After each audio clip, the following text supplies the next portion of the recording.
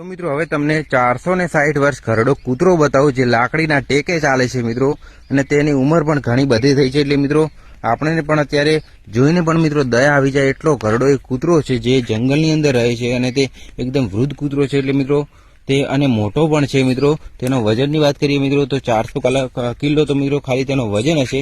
એટલે આપણે તમને એકવાર બતાવી દઈએ.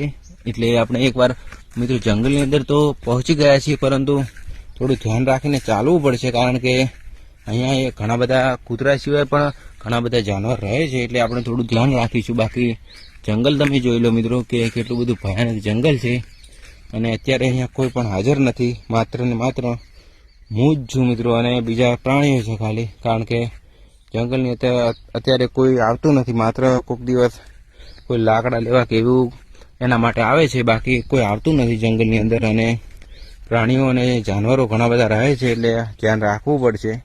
બાકી જે લાકડીના ટેકે કૂતરો ચાલે છે એ પણ આ જંગલની અંદર છે. તો આપણે તમને એકવાર એ બતાવી દઈએ જે કૂતરો છે એ, કારણ કે ધ્યાન તો અત્યારે ગમે તેવા પ્રાણીનું પણ આપણે રાખવું પડે, કારણ કે તે હુમલો કરતા વાર નથી કરતું, કારણ કે એને મગજ મિત્રો નથી હોતું.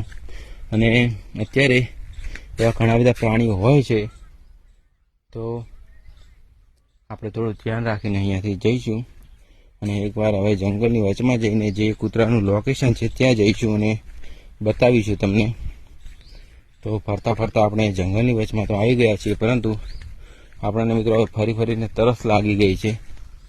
તો આપણે થોડું ધ્યાન રાખીશું કે કોઈ પ્રાણી હુમલો ન કરે ને કોઈ આપણા પગમાં કોઈ એવું જીવજંતુ કે ઝેરી જનાવર ના આવી જાય, તેનું ખાસ ધ્યાન રાખીશું. બાકી જંગલ તમે એકવાર જોઈ લો કે કેટલું બધું ભયાનક જંગલ છે. અને એ કૂતરો મિત્રો અહીંયા સામે તમે જે ગુફા જોઈ રહ્યા છો એ ગુફામાં જ એક કૂતરો રહે છે, પરંતુ આપણે શાંતિથી તમને કૂતરો બતાવીએ, અને ત્યાં સુધી આપણે થોડું જંગલ પણ તમને બતાવી દઈએ કે મસ્ત મજા જંગલને સામે ગાય ઊભી છે. અને અહીંયા પણ મિત્રો દૂર દૂર ગાયો બેઠી છે, જે સામે જોઈ શકો છો ત્યાં. અને જંગલની અંદર પણ અવનવા પ્રાણીઓ છે, પરંતુ આપણે જંગલની અંદર નથી જવું, માત્ર આપણે રસ્તાની અંદર જ બેઠા છીએ. કારણ કે રસ્તો મિત્રો રસ્તામાં બેસવાથી કશું પ્રોબ્લેમ નથી, ને અંદર જઈએ તો અંદર એવા ભયાનક પ્રાણીઓ રહે છે, એટલે અંદર નથી જવું. હવે મિત્રો તમને કૂતરો બતાવી દઈએ જે સામેની ગુફામાં બેઠો છે. તો મિત્રો મને એક મિત્રએ વિડીયો મૂક્યો હતો, એટલા માટે આપણે પણ વિડીયો બનાવવા આવી ગયા હતા. તે પણ વિડીયો બનાવીને ગયો હતો. તો અહીંયા મિત્રો અહીંયા તો કૂતરો નથી મિત્રો. એ ભાઈએ મને વિડીયો મૂક્યો, પરંતુ એ ત્યાં તો અહીંયા કૂતરો હતો, પરંતુ અત્યારે નથી. તો મિત્રો આવો વિડીયો મને એવું લાગે છે કે એઆઈથી બનાવીને મૂક્યો હશે, અને અત્યારે એઆઈથી ગમે તેવા વિડીયો બની શકે છે. એટલે તમારે પણ ધ્યાન રાખવું. બાકી મારી સાથે તો એ ભાઈએ પ્રેન્ક કરી નાખ્યો.